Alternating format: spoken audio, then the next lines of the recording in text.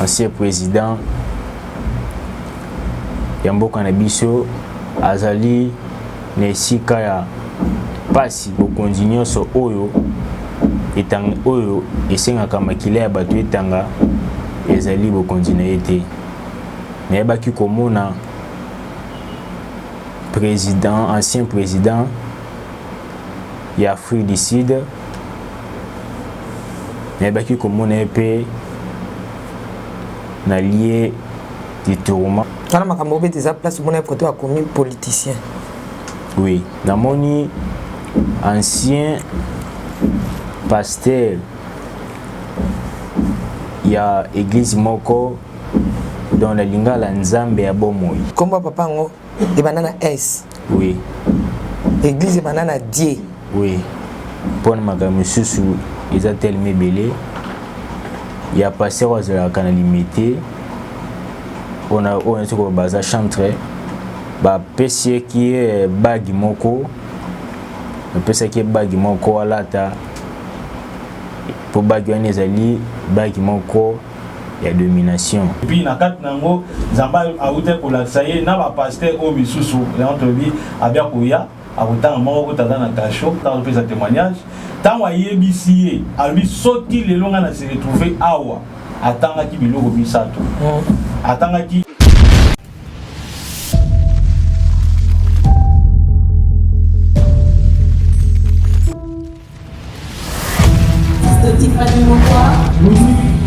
Let's go.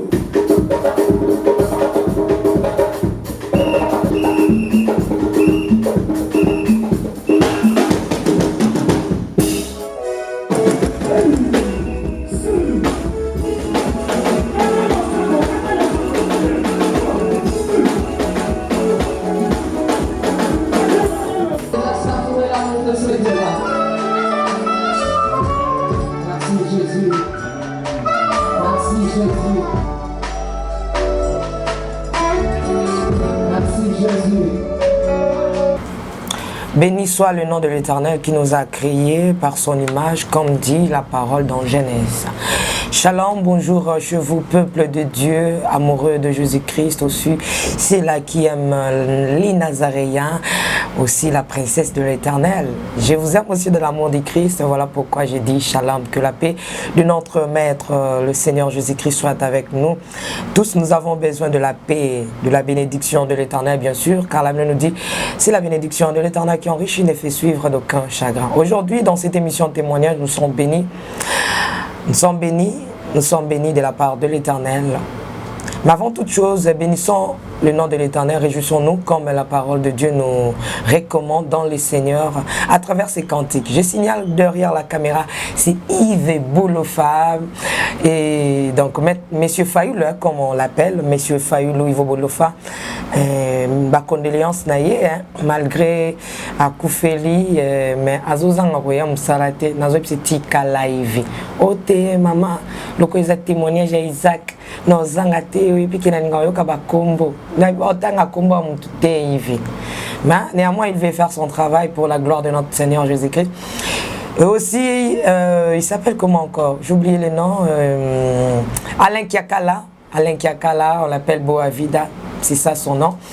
Que le Seigneur lui bénisse abondamment. Pourquoi pas, c'est lui qu'on appelle nos frères aussi. Bientôt là, pour découvrir Bango. Et Eric Mbouye, évangéliste aussi, évangéliste Arsène. Tolongwe na Larsen, toye na Arsène. D'abord mesana, bon moi la bango calamité, ba banda pe ko présenter ba émission elongo na biso. Ma je signale, je reçois Isaac avec son témoignage dans PC Mbote calamité, son pasteur prophète Babishima, Babishima. Je ne sais pas si c'est Babishima, c'est Babouchima, mais il s'appelle le prophète Ézéchiel, c'est son nom, l'homme des anges. Donc, tous on a ma caméra, tout s'est préparé et puis on se retrouve tout juste après. Régie à vous. Oh, ni nani, Tibidon, tabibon, tabidon, ni nani,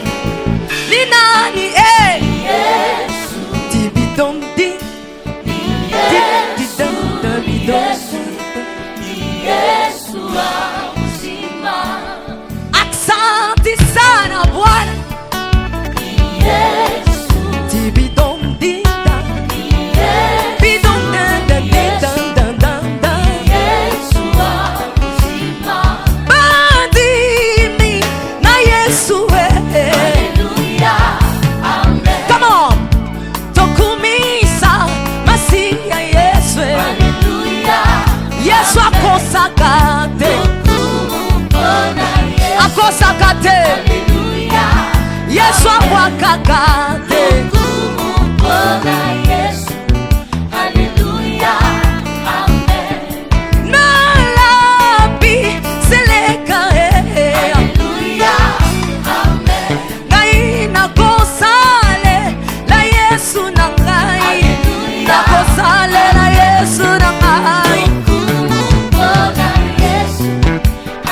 Est-ce qu'on peut acclamer Jésus?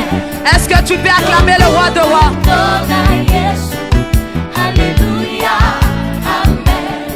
Bandi mina Yesu Sabadino Tokumisa Yesu Masiya nangai Azana bomo Yesu azana bomo Shamazana bomo Azana bomo Yeba Zaina na pometaki ye apesa ye mboka na ye epi ya koyeba kobate na bokonza kokufa te. Yango na bande komibenga seseseko. Yango wana azwaki kombo ya DS na Zaina apesaki yango kombo Zaire. Apesaki condition, apesaki mibe kundingisa ke akende na fleuve ya munene atoka mai epi azwa mai wana asubeli yango amemi yango na monde ténèbre nde kopesa pouvoir tokoka mboka nyonso epai ya DS wana epi apesaki permission DS wana bakofanda na fleuve Congo. Yango wana ayebisilaka keke yo kokufa te okozala seseseko na kati ya trône na yo. Yango wana ye pa banda komibenga seseseko. Pe tasaki nga lisusu ancien président ya mboka na biso kombo na ye akufa pe deja na kombo na bandaki na M kombo na bandaki na MK azali na esika ya pasi parce que amemaki atangisaki makila ya peuple congolais. Nzambe alobi ete bokonzi nyonso oyo esengaka makila ya bato etanga ezali bokonzi na ye te. Siwe na ezalaka te ke peuple na ye makila ebana kotanga. Nde edesika eloko ememaki ye na enfer ezali po azwaki pouvoir na ndenge ya makila. Pe na ebaki komona ancien ministre ya mboka na biso wa edaka biso po tokoma indépendant ezalaki akoti mesika ya pasi ezalaki po atangisa pe makila ya peuple congolais malgré amemaki peuple congolais akoma indépendant mais makila ya peuple congolais etangaki. Yango wana Nzambe akoki koyamba te moto azali na makila ya bato na maboko na ye. Pe nayebaki komona président, ancien président ya Afrique du Sud, nayebaki komona ye pe na lié du tourment. Nani?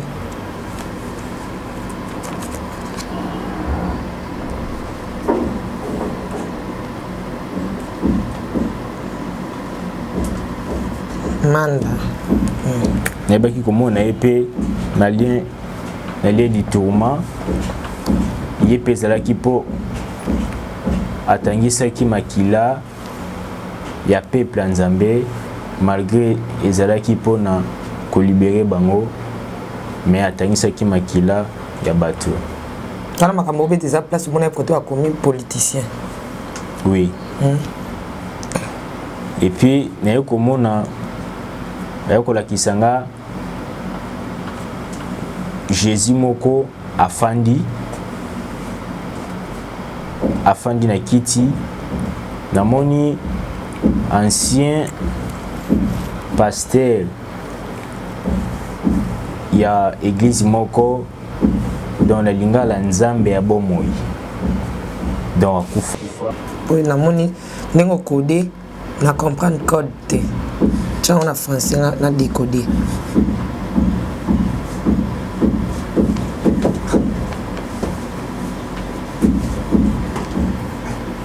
Oh, akufat.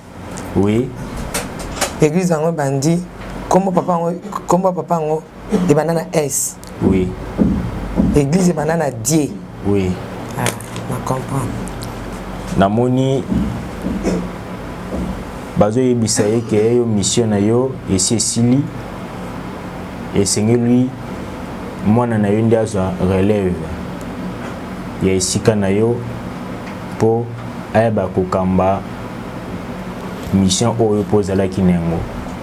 Namoni balongoli pouvoir oyo ezalaki epai ya tata bazwi bapesi yango epai ya mwana pe angelo ayebisi ngai ke oyo moni wana azali faux Jésus oyo ase présente liboso na bango elingi koloba bazosalela pouvoir moko oyo ya mabe oyo ezali ya bien te.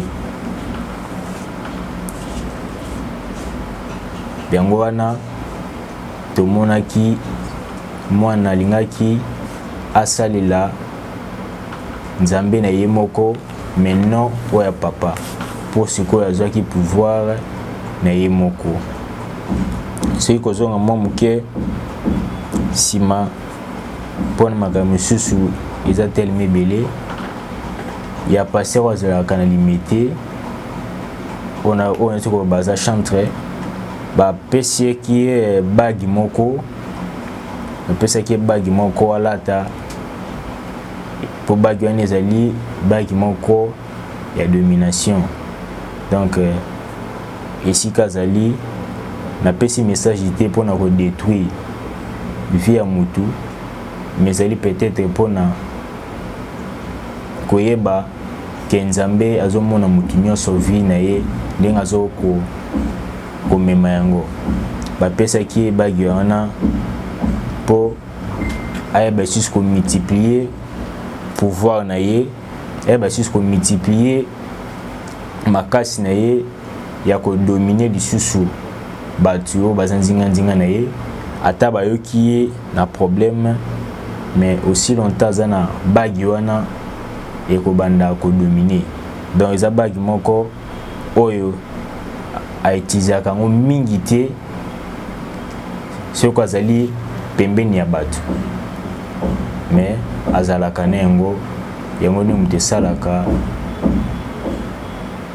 ayeba kodomine bato. Et puis frère, pardon Zokoba, on a toutes nos questions. Okendaki na enfer. Kuna je sous-attends que ozomona ka bato bakufa pourquoi bakoma kuna. Mais ce pasteur aime akufate.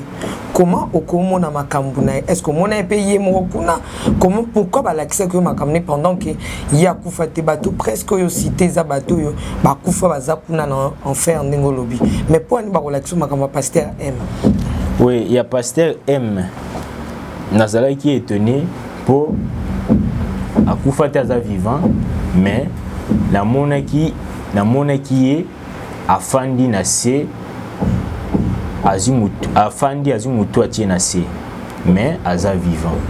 Kuna na enfer. Oui. Déjà précédé. Oui, aza vivant, mais la monaki afandi na se aza na kati ya selite masa libanda ya selile afandi na se azui mutu na epatie na se. Kuna zaki kama nene nenga za kaya kundi alate kitoko mais quand expliquer parce que lorsque on peut cette moi je mais ma biso longo biso des choses qui ne te bandenge ni zalaki. Oui, azo regretter to ndenge nini pe ba expliquer ndenge nini frère Isaac. Azali na lolenge moko ya mawa azali kimia afandi azoloba te aza te elateli ndenge alataka bien na mokili alati bien te afandi kaka na mawa me kaka na ndenge azalaka nafandi kimi azwi mutu na ye atie na se kotala ye boye ezali komona ye boye ezali lokola aza koregrete façon ya azali mais azali vivant na mokili. On a expliqué qu'à un jour, on a expliqué comme il y a pasteur MM. Oui. De albipe ba secret belé bomba mina ba église ndenge batu bayaka belé ezali ba misusu ba sala ba alliance to ba yebana na banganga ya kisi bapesaka bango ba formule oyo esalaka ba utiliser yango batia yango na bantre d'église na bango pona koyeba kobenda batu ba ebele ezali na ba oyo ya bien mais eza pe na ba oyo ya mabe oyo bazwaka akundi eloko liboso ya église na ye to kokunda nyama moko liboso ya église tangu nyama wana azopola ba ndenge bankusu bazobimeza ndenge pe nombre ya bato bakobanda koya na baeglise na bango mais na kati wana bana nzambe bazali ebele te po ezali bautiliser pouvoir oyo euti na monde des ténèbres pe basali alliance na banganga ya satana nde bapesi bango formule wana mpe beba ko utiliser yango enfin beba ko benda batu na l'église na bango. OK. Oui. Tozoko ba côté ba komaki politicien au moneka batu wana. Oui, côté komaki politique na moneka ka batu wana côté ya ba musicien namona kaka papa namona ki Michael Jackson et puis na bandeko basi oyo basalaka avortement bango bakanisi moto mokila moni te mais kasi bana wana bazalaka kuna bakozela bango to bakoyeba kobanda komela bango makila ya nzoto na bango. Donc bana wana ezali teke besprit ya bana wana mezali nde ba démon sous forme ya bana nde bakobanda komela bango makila ya nzoto pona ndenge babaki kolongola zemi. Et puis na bana misusu bayebaka kotala ba dessin animé oyo ezali bien te eza na ba dessin animé mosusu eza na ba puissance moko ya mabe na kati ekomema mpe bana na kobebisama. Voilà. Donc oyo monaki yango wana to mosusu eza ti misusu ezali mais tosuka lelo nano. Oui. Merci pour moi me comme ça mais ngaba tanga tesili. Frère Isaac esili. Tesili tezali. Liste eza. Liste ezali. Professeur ninge utamna frère. So yo pasteur zo le ça baninga no pasteur mtema passe. Frère Isaac liste esili. Te liste esili te. Au bâtir sous. Oui. Toi le topé maintenant. Oui. Ça va tout. Pasteur Oyoki Yomoko.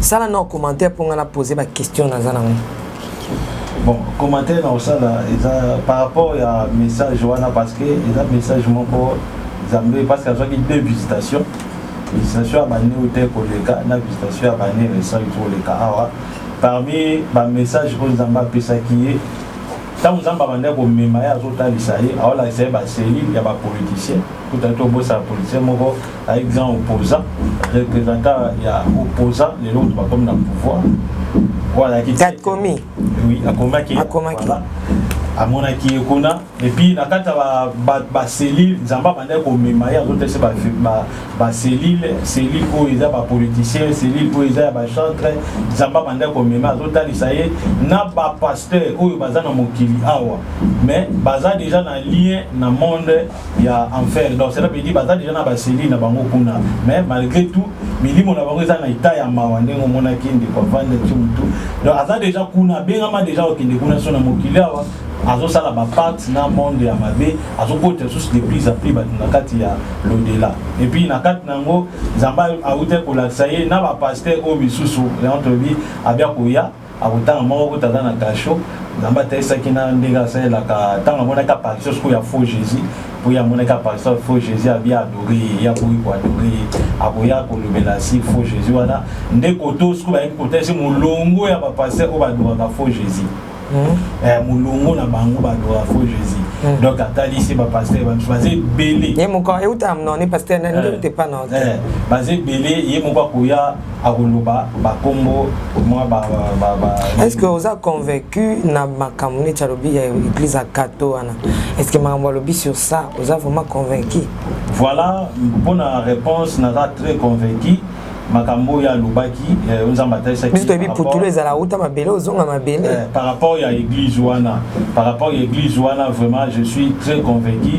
pour Bible ezobenga même la Babylone la grande la mère des impériques bisika ba roi nyonso ya mokili ba okenda ko prostene et puis so tali na kati église wana ozomona donc tendance nyonso parce que kuna ekotaka nyonso donc ata yoza magicien atoza nani lo kuna eza lokola bisika moko boye ta église o ezopesa même pouvoir na un roi et puis si pouvoir à un président et puis si pouvoir à un député parce que église wana soki elobi mokili mobimba et c'était donc tu as vu déjà église wana zamba atalisaki église wana donc bibliquement par là et ça vraiment une église au Bible de Babylone la grande la mère des impériaux bibliquement comment sœur aime awazaki akufaki azaki kokote ba kimona koko kuna est-ce que kuna bakola ka ba kuma ba mais quand on expliquer ça bon comment il y a sœur M wana amonaki ezali effet à douleur parce que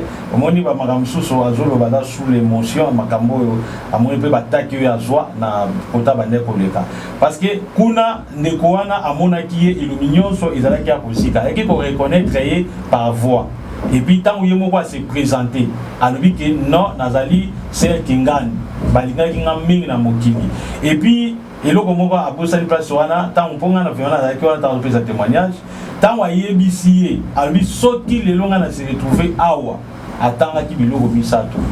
Non, il y a pas qui dit là, mais ça, ah, attends ou kondoko, na mona yo, na chayo na mwamba, na minito na kata bena katika tasaka fufu.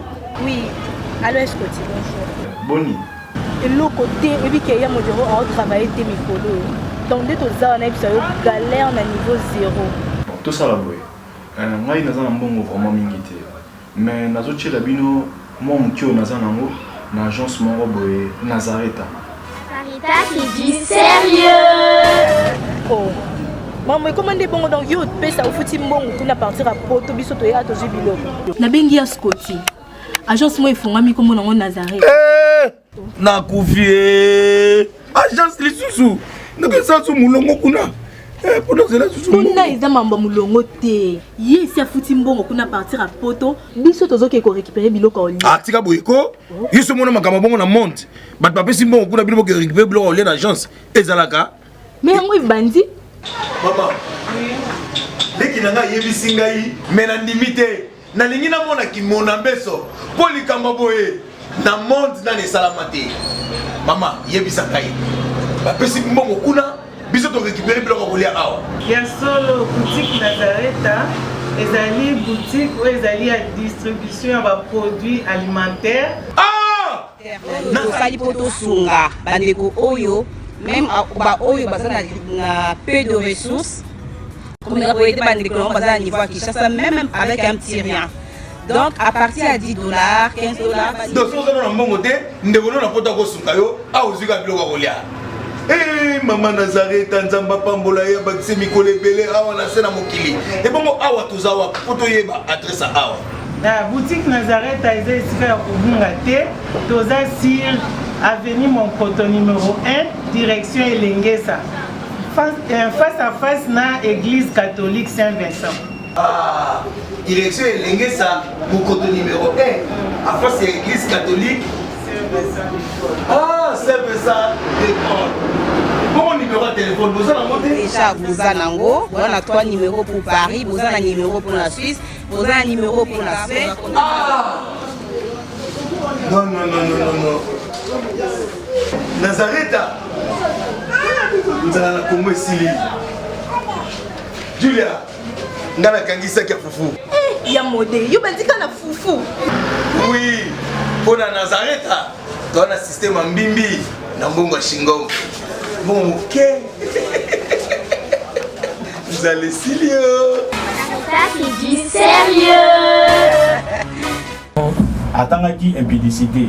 Abandé ko bimana ba producteur et puis ayaki ko tanga auto bengi drogue, abandé ko droguer et puis abandé ko ça ba benga un blanchissement d'argent.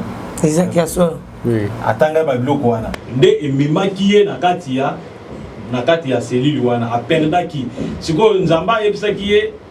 Donc il est posé wana ayaki ko bungisa certification na ye avant 3 ans de sa mort. 3 ans de sa mort, nde abungisa ki certification. Azalaki bien. Azalaki bien. Tant nyoso ba bande ba. Tant nyoso ba azalaki bien. Avant 3 ans de sa mort, nde ba ki ko initier, ba pena ba initier ki ko initier. Nde ba bandi ko tekisa ye ba biloko. Obi prophète na kachote, obi kezo kende de père même na témoignage à frère B parce que frère B abi azalaki na bien ko pengwa ka bembeni ya avant kufa. De ba initier qui a pe susu ya ba initier qui. Voilà, ça bon donc ba initier qui oyebi ba. Mais frère B batanga ba initier qui donc ils ont kende vraiment de père bon pour makamba ya pasteur MM. Donc mon na ba kita. Oui, au moins Zamba peut-être que bagi wana utiliser ngo bisika bat bazate. Ye a uti ko loba wana Zambé atesa que bagi wana utiliser ngo bisika bat bazate la bagi moko azala nango en secret. Ce qui akutani na likambo problème eloko alati bagi wana. Et puis atu bo sene loko wana pays oyo azula ki bagi wana. Na éviter. Azaki wana pays ni. Bénin. Donc bagi wana zoki on a Bénin. Bagi wana zoki on a Bénin. Donc sikoyo alata kango so alati yango pa alobi bino bo fingi bo lobi yetanga koloba alati bagi tanga longoli ya bombi yango abimi boso na bino bondimeli. Donc c'est ça. Bon. Mais puis bon le ngana loba moni zondi la po. Ce zondi c'est que ça dinete et puis ma mise en bac. Mais comme les autres épices qui sont à 4 hein, le non to kan bande to kan na 4 frères exemple. Et maman minene na bena zo kia on devine. Donc ils ont un magicien moko de moto bande ko soigner ndi acha ipe a contact na DS to sireno ye azalaka na ye de nzela na ye nde abaki ba ba ko pesa ye bagi wana pour ba ko mate su succès na ye na bande oyo. Mais et le monde a retenu le prophète frère Isaac a dit que nous t'avons qui est qui esprit géant wana. Mais il y a qui l'oublie que kola zota lisai. Passage wana démon wana d'habiter Isaac ou tout na yimu Isaac démon tout Isaac nzambe. Moto bande hotel sanga ba selile ezalaki ange nzambe nde bande hotel sanga. Démon atambwisi ngai te pala kisanga ile biloko. Mais démon ndi azwaki ngai amemaki ngai na enfer. Tondeni ba yoko yibo na enfer. Donc ezalaki lumière moko bande koya natango nazolela ne ba ite volonté ya nzambe te namonaki lumière wana ye s'est créé ndi komi même ange bande ko azalaki na ngai otalisanga makambo l'église wana nde biso otambwisanga na basili. Donc ce qui est total, madame, c'est que ange encore la côte en enfer, aïe aux joyeux. Oui, ange Apollo pourtant. Avant de visiter ce qu'on fait. Oui. Pourtant, au démon a joué à boire qui est kuna. À côté qu'on a ba torturé, ba bêtier. Ba bêta qui opé. Oui. Nous le bango te frères. Nabaki bakata qui na loboko. Ezongi. Et puis abi monoko na maneki kokosa. Basi batuminga yango. Et puis bayebi singai yo to ba kosa kipenda après kosa la mpati. Mais est-ce qu'on est pour cause? Oui. On est pour se bloquer à battre sens. Oui. Mais dans mon zone tiki est-ce que tout au niveau sera tel que maman tu fais faux signe. Changer position changer. Oui, c'est ça. Merci. Oui papa, le tozo ko est-ce que uniquement to ko parce que ba te be ba koyaka na au-delà ti. Bon, Bible ezoloba awa toto tangi mokanda na hébreu awa Bible ezoloba hébreu chapitre 9 verset 27 Bible ezoloba comme il est réservé aux hommes de mourir une seule fois et après avoir mouru viennent les jugements. Donc cela veut dire que Bible ezoloba epesameli na mutu akokufa bato bakufi na kati ya mabe après wana jugement et donc l'au-delà est en réalité Lazare ou qui pauvre dans l'homme riche Bible l'homme riche a qui dans l'au-delà dans les lieux du tourment a souffert qui quelque chose bon qui nango a nyokama qui dans les lieux du tourment mais Lazare a battu la sanctification a qui dans les lieux du repos otobenga ango les ciels paradis a qui dans les lieux du repos donc comment na ndeko makambo ya moni ezali eloko oyo nzambe déjà loba ngo na kata makomi nzambe swa memiye azokotalisa ye tango mutu azotambola na vie ya mabe même malgré batu bazomona te mutu azocreye ki mosantu mais nzambe na lola azomona otango mutu wana akufi yango moni na témoignage na ye ava bakota nano na libulu abia moni batu ebele mindele batu mwindu do baras nyoso bazo keni na porte na ko bakota ça veut dire qu'au fil et à mesure bazo kufa et belé batu to soka na ba na lieu du repos OK bazo keni na lieu du tourment que tu sois mundele que tu sois mutu mwindu soka otamboli mabe Bible zoloba après ta mort c'est le jugement. Mais pour faire une autre question est-ce que va na pas za pe l'église les va chanter au ça. Bon et là moko batu sekili ba ange baza ebele ebele o Jésus qui sazo kamba baza ebele mais dans ta Bible total c'est bisoka tozana ange Michael plutôt Gabriel na ange Michael autrement version bien Michel des anges c'est comme ange oyo batanga ndeti o manouage akutana na bango manouage o azalaki papa ya Samson batanga kombo ange wana batanga kombo na ete ange oyo abimelaki le prophète Ézéchiel dans Ézéchiel chapitre 2 après ça quelle mission ya komema masumu ya Israël batanga kombo na ete ba ange belé ange abimelaki Pierre dans Actes des Apôtres 12 batanga kombo na ete ozomona siko Bible ekoki kotanga ba ange wana nyoso te parce que Bible ezali lokola idée eza idée ya bateau ba vivant makambo ba sala sous forme ya ba livre ya moso tangi na Jean chapitre 20 verset 30 Bible zoloba eza makambo Jésus Christ a sala batira ko komango na kati ya Bible te donc ça veut dire que autrement dit eza makambo susu oyo et salama mais eza comme ici que ba komango te po e ko contenir na kati ya Bible te mais maman Tiffany foye beloko moko il y a plein des anges non d'abord, moi je suis chrétien. Oui, moi je suis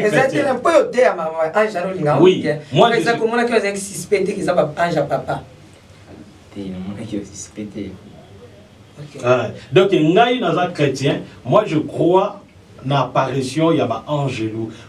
Depuis le commencement jusqu'à la fin, il y a un ange. Ancien Testament, il y a Moïse, Moïse. Na Nouveau Testament ba bimela Pierre lelopé bazo bimata yo moko pewe ba ange ba protéger ka yo ba bimaka pa ba ange de ba na biso donc eza nzambe na bimela ki pour so na kinga ba te eza prophète nzamba bimeli ye moko a vivre makambo azo vivre ngata on a bandi ko prier pour na la muka azo la muka te Après, il y a bateau, qui n'est pas ça. Bazali bakoya bande konaye bazé belé kutna ba frère église pour ngai ta nazo prier pour na yazo la mukate nzamba yebisinga habité ngande mutu na memi nazo l'accès makambo ngana vai na ngaki habité tozela malgré tout bobangi bozobanga me mutu penda ozomona azopema lemso akangi pe mezo salate lemso apemi lemso azobunda dozoma ke mutaza quelque part donc eza nzambe ne mutaza sala makambo na ye ndenga tinde bon ngana yebite ba ange nino nzamba pesa giye wana ngana yebite yo foye ba ba komra ba on c'était prophète ndeni lo yeba swa kumba ba ange te mais ne pas église ana ya mabe o lukaki yeba o mona église a prophète na begize mabe ya talisa inga ka begize mibale wana begize misusu otunete ya papa na biso moko eza ya bientôt ya mabe te ya biso moko na tunaki te falo banda nde wana falo pendo banda nde wana prophète ko so amone ya yo mona kati na bawa mabe ngo suka ndeni témoigner les amours là merci koto boye bangai so ina ngape so zala nani so na zaka nani boye ba mutu ko ba passer lo kumbo boye ba so na zaka nani on va tete boye ba so na sale la nzambe nini moko boye ba so na zane prophète obiko komi kiti ces la partage na ote hein prof te naza ko mikita makasi ngana lubaka omoni ndeti ba témoignage à boye ma sœur et bang ça peut même ngai biso nyos to banga katala ka mona mutu wa to yebiti banze mono tozo consommer o make kuna surtout ala mikola la te yango na yango donc izo sala même biso tozo banga donc soki na offensé mutu penda na mikita na ngai na mikita oui non c'est penda pardon ngana za genre ba passer te que non j'ai la chose j'ai ceci ngai non ngaso na sali mundi mabe na senge bolimbisi tout réparer pour tout ça ba mortel donc c'est ça toko bana témoignage à frère Isaac mais à la prochaine de toko koba frère Isaac vous comprendre yé azolo ba parce qu'ils en la première fois azana moi bah vous savez beaucoup tana maman Tiffany et puis azana tango frère baby pa ya kaneka boy tango ko kota et comme la bête vous pas zongisi au bête vous pas zongisi puis auto tana ba combat et témoignage pas ça uta ko l'équipe mon confrère moi bah tu accès là qui est ba pression yango to changer là notre stratégie enfin que tu ka témoignage outil na suka parce que liste isa vraiment mula yango natali musibu edenga opesaka ba combo clair ndengo pesaka kuna pokuna ngai na zate pesa onka ndengo pesaka kuna so comprendre akomela baninga frère Isaac asali par na yo so comprendre au seul détail mais pour na ya balasuka prophète n'habite awa église amabe oyo oui kombo na tanga kombo nango te kangisa ka code izaka ka donc kato bon cher MM bongo grand politicien comment il bandi Tiffany na Tiffany comme il bandi na I donc on va continuer comment na MB na to compléter sous M pasteur pasteur yembaka pe bon o comment WA bon oyo comment na papa pour musicien profane bosiko na tuna papa o lera tin aku azotina mala papa ebisa koko koko iya ebaki ke ya kutana koko bon ayebaki selon ndenge apesa témoignage tanga zo ebisanga bi ayebaki ke ye aye pour la visite ayebaki ke akufi ayebaki ke aye pour la visite po tango bakotisie na selili wana azalaki ye mokote bazalaki na angelunda ayebisi tala muto yebi ndabi na yebi bandi ko sola na muto wana ange pas oti ke lo solo na muto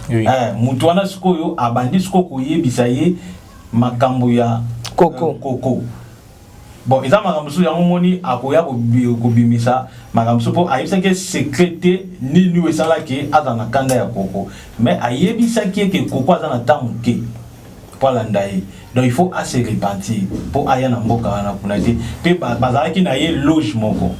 Donc c'est ça, liaison entre papa et Coco. Donc Coco peut quand même talking. Oui. Ok. Et bon. Oh, ils allaient à président MA, na niveau ya Afrique du Sud nde abatalisa ki yepe yepa zakuna aboma makila pe sopana pe mingi et puis abandaki kondima na ye moko non na Nzambe eza makambo Nzamba église bien oyo église oyo nde kuna ya moni tango ya bibisa pinza ba secret ya mission ya o atikali sikoyo église wana basala ka faux Jésus kotos ko amona ki apparition pe ya faux Jésus nde sko bando talise l'église et belé basala ka faux Jésus awa na capitale ya Kinshasa pe libanda ya mboka nde bando talisa ye église wana Frère Isaac ozobanga kaka Evanjo Longwa Sombre Banjo Longwa oui ça va Zama Kasi Yesu Masiya Zana yo longo amen donc yambala oyo tosuki bisika tokomona faux Jésus o monaki o tese so faux Jésus na bato basale la faux Jésus wana to ozonga Yesu ti nako banda wana et puis esika ona zanga ki nako compléter gloire à l'agneau lilo basuka na bandeko bakotala yo nino ko yebisa bango par rapport ya expérience ozanango nazo pesa conseil na bandeko nyonso bazolanda ngana ngunga oyo namonaki donc ezalaki na volonté na ngai te donc ezali volonté ya Nzambe nde esalaki ekoma nazalaka pe na idée te que l'un des jours ke nako komona makambo boye parce que toyoka kaka maintenant tomona te et puis message oyo ezokomela bato nyonso oyo bakocomprendre ba signification to ba elembo ya bato oyo totangi oyo natangi donc eza te mpona kosali réputation mais eza nde mpona koede bango babongisa etamboli na bango vis-à-vis ya Nzambe po l'un des jours ekoma trop tard te lokola ekomela bandeko misusu oyo bazali na esika ya pasi Nzambe apambola bino pona ndenge bozitana bino ya kolanda ngai kolesa zolokum. Merci prophète. Numéro de téléphone. Mon numéro de téléphone ezali wana faut bien na partie à 081 donc plus 243 81 61 96 772 donc 81 61 96 772 wana so bobengi bozui Isaac bozui pe nanga moko. Voilà, puis na bandeko surtout ba kozana mituna otuna frère Isaac bozala précité toko bana na témoignage, il y aura un moment frère Isaac au collègue en direct bandeko va poser pe ba question na bisika ba moni un peu flou. Vous êtes prêts? Oui. Merci, nous sommes arrivés à la fin de cette émission.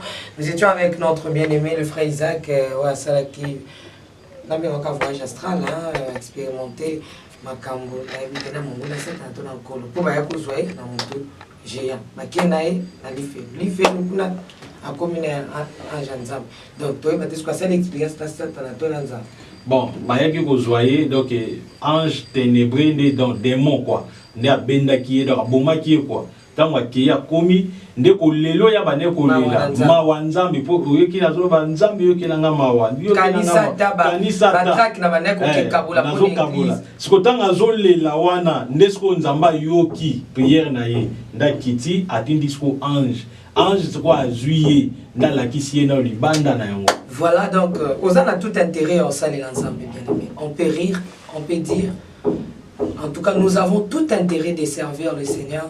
Talaka mutasa kindaki ba mema ki tobite lemsu ba ngape ba kata pe manaye lemsu ba ngaba virer ba moko po ba lo talaka nisima lemsu ba ngaba ba non ici là au son la juste mais kuna Nzambe na na mta ba be mekanisa ba track na kabola kanisa akanse sunini ndio ndio Nzambe kanisa msalo ndo sana l'église nitini donc on a des interprétateurs.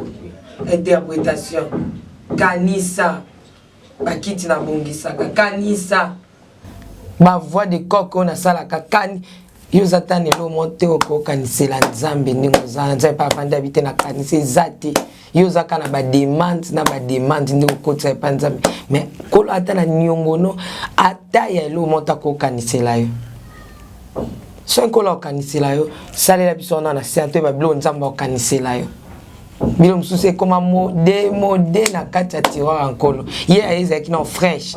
Ya batra kwa ke kabola pona makambo bateki ya enfer. Ezaki fraîche.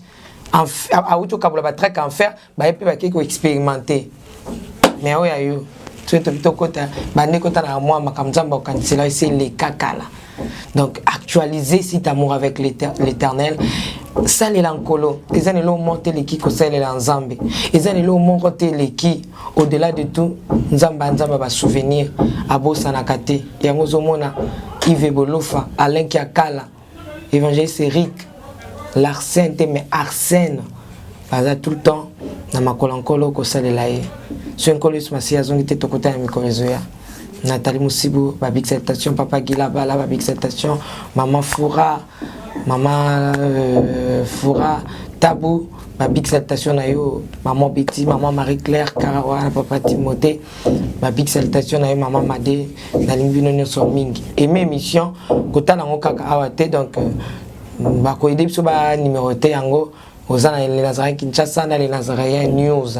Donc, talent on a tout le deux. Ce qu'on monnaie côté na Kinshasa, au Kepena News, pas battre même bâtiment, je me souviens les Kina Kinshasa, que nous talent on nous s'abonner tous les deux.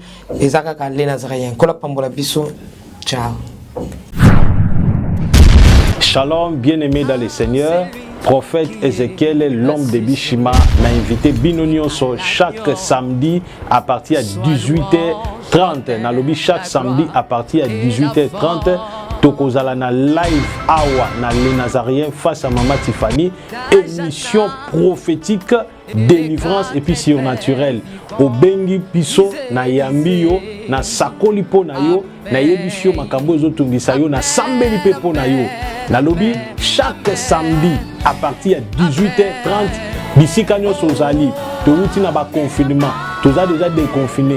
Au Moussalo hier, au Bongami, au Fongoli télévision, au samedi les Nazariens à partir de 18h30. Simba, 18h30 chaque samedi, live. Na lobibo ozo benga na osakola pona na zo sambela pona yo mituna nyoso yoza na ngoposo tuna otuni to peso réponse o bandoto olotaka bandoto moko ya mystique olotaka ndoto zo pumbwe bolumbu obengi kaka to expliquer yo pourquoi omona makambo wana ko rater na yebi que Seigneur Jésus-Christ a cause la paix au rendez-vous. Que le Seigneur Jésus-Christ vous bénisse.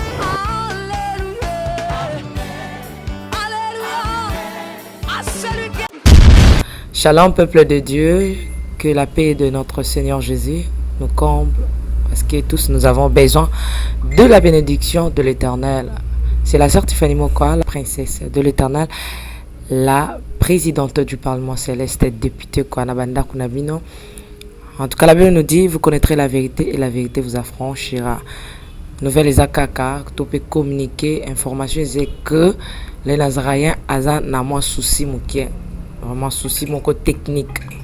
Voilà pourquoi nous vous supplions, nous vous demandons s'il vous plaît d'ailleurs que vous accepterez biso na banda kuna bino ka lolenge tozali. Vraiment to senga na bino na bolinga nkolo bayo bolinga ka kolanda mingi les Nazariens. Vraiment bosunga biso bo s'abonner na les Nazariens News. Donc neka ke komami wana les Nazariens News parce que les Nazariens au ya Kinshasa ndeko boyebaki liboso ezu un petit problème technique. Donc moi et toko de vidéo il y a milai isa vraiment pour l'instant. Donc voilà pourquoi na bolinga musalo tozala nango tosala libino les Nazariens News.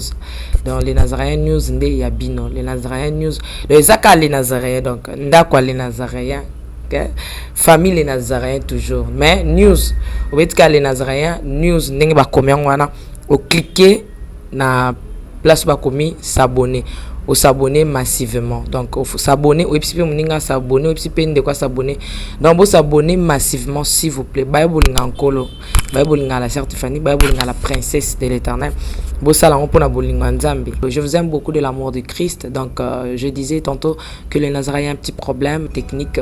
Voilà pourquoi nous vous supplions de s'abonner sur les Nazariens News. Ces derniers temps nous utilisons beaucoup plus les Nazariens News parce que les Nazariens Kinshasa a un petit souci, un petit problème technique.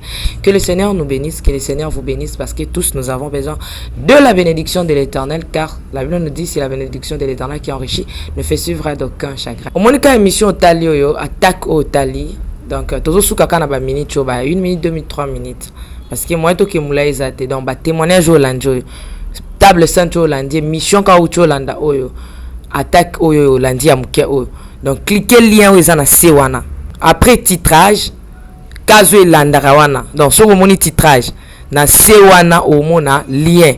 Alors cliquez le lien wana et vous mettez directement dans les Nazaréens News. Donc cliquez kaka donc au tali attaque au mona titrage ezawana. Ce qu'on a c'est à titrage wana au mona lien. Final lien wana et vous mettez dans les Nazaréens News. Quant à moi, je suis rempli, je suis comblé de joie pour Bokozala. Beaucoup s'abonner et belé, ciao.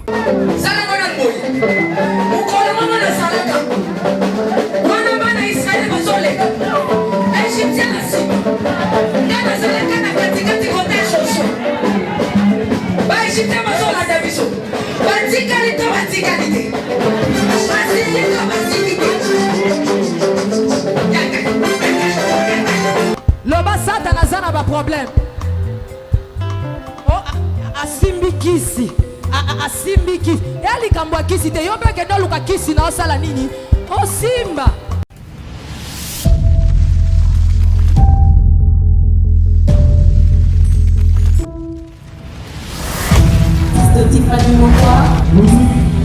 Let's go.